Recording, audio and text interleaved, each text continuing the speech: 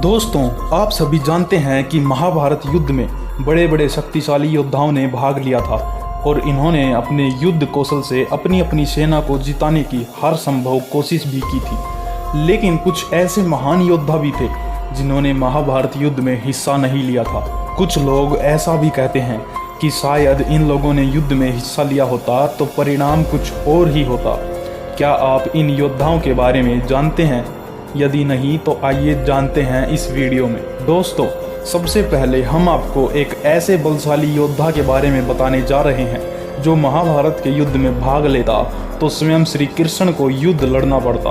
अब महाभारत काल का वह शक्तिशाली योद्धा कोई और नहीं बल्कि धृतराष्ट्र का छोटा भाई विदुर था। विदुर महाभारत काल के एक शक्तिशाली योद्धा होने के साथ ही बहुत महान ज्ञानी पुरुष भी थे।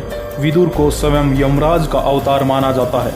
विदुर इतने बुद्धिमान और बलशाली थे कि उनके पास सभी तरह के अस्त्र शस्त्रों को चलाने का संपूर्ण ज्ञान था।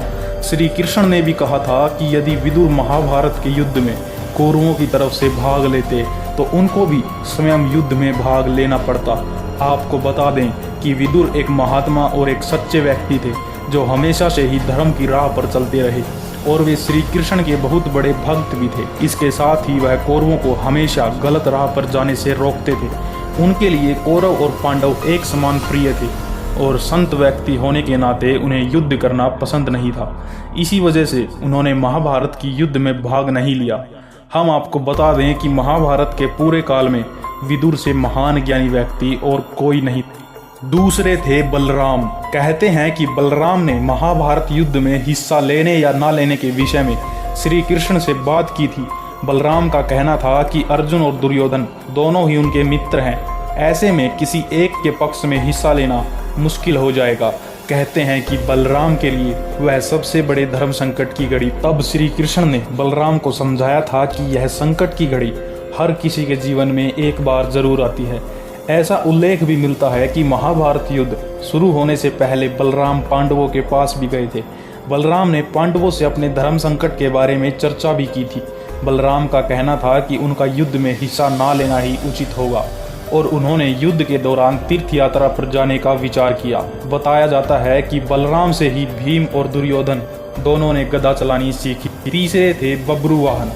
दोस्तों, ये तो आप जानते ही होंगे कि अर्जुन ने अपने वनवास के दिनों में विभिन्न प्रदेशों का भ्रमण किया था।